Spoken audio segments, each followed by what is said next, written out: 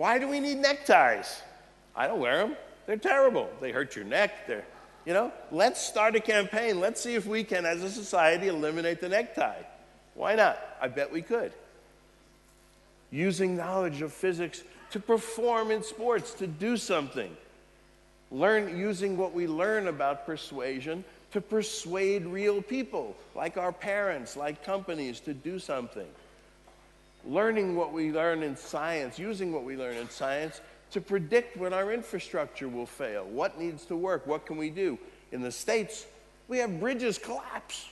Boom! Cars are on them. They're driving to go, boom! We could have our students be learning to figure that out in advance. That's real education. And in another sense, our kids already have transformed education. How has that happened? They've learned that when they want to learn about something, they can teach themselves. They can go online. Kid I know wanted to have a pet lizard. He went online and wrote a paper about why that was good, gave it to his parents. But they need our guidance. Now, of course, this was always true. What do all these people have in common? You've heard of some of them. They're all self-taught. You could teach yourself. Some people like John Dewey and other educators thought that was the best way to learn.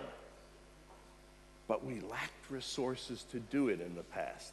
So you had to be a very special person to find that old encyclopedia and the books and spend time in the library and do that. But today, everything a kid needs to learn anything, I guarantee you anything, or the whole medical curriculum is online, that's already on the web. Everything's there. It may not be the best, but it's getting better daily. So why don't we have all our kids learning everything by themselves? Because they're not motivated to do it. If they were, if a kid is motivated, you can't stop them from learning. So that's really, I think, our job as educators. And what's happening is the kids' education is splitting into the unmotivated part and the motivated part. What do we call the unmotivated part often? School. What do we call the motivated part? I call it broadly after school. It's the internet. It's what people, it's robotics clubs. It's what they do. School, we give them the credentials. Great. Those are becoming less and less important, by the way. After school, though, it's what the kids want. It's exciting. They pull it. We don't have to push it on them. There are lots of smart people who are questioning whether we need schools.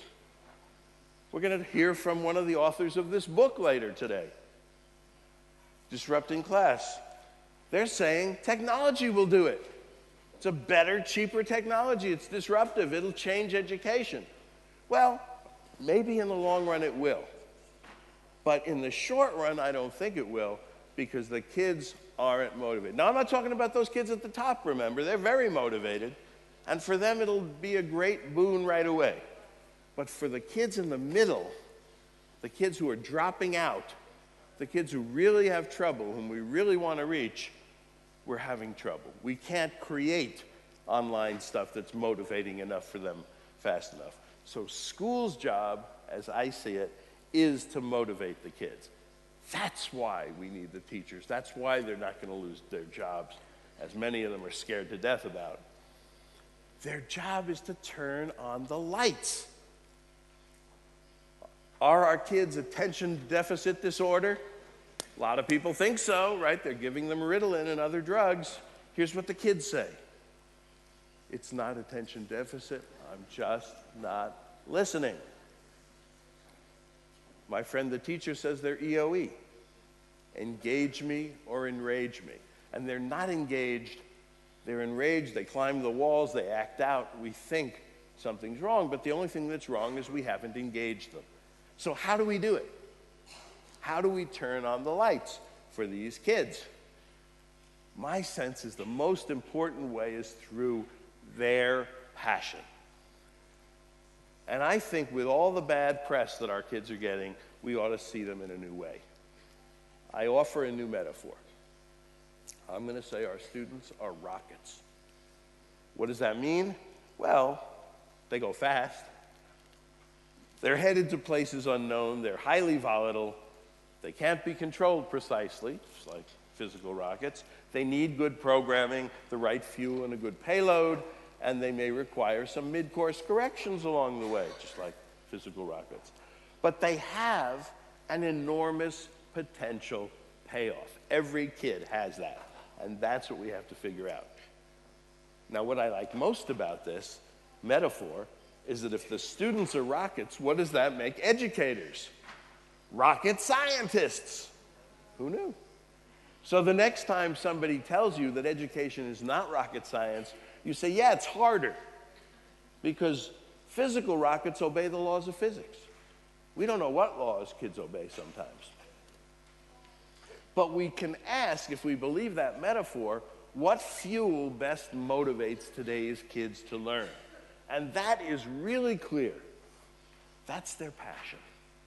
That's their passion. And if you ask kids what their passion is, you'll find it's all over the place. You'll find some of them like sports and music, some of them like the environment, history, writing. Great widespread. And that's where their learning should come from, because that's the basis of all good learning that lasts. Passion, not external discipline. When you learn through your passion, it lasts your whole lifetime. So we're starting to hear about passion-based learning. And I think that's where education needs to go. To teach these students, we need to put people and passion before the classes and the content. And that's not to say that classes and content aren't important, they are, but if we're not talking about people and relationships and understanding and knowing each other, we're not going to have education that matters. As one teacher used to say, I used to teach my subject, but now I teach my students. And that's where we need to go. To teach your students, you need to know their interests and their passions. Do teachers know that? If you ask them, they'll tell you not enough. They don't know it. What percent of teachers? It's probably under 20%. The teachers will tell you that. They just don't know, they don't have time, I have hundreds of kids, whatever the reason, they don't ask. What percentage of kids think their teachers know their passions? Almost none of them. But the most important thing is, what percentage of students want their teachers to know their passions? And the answer there is almost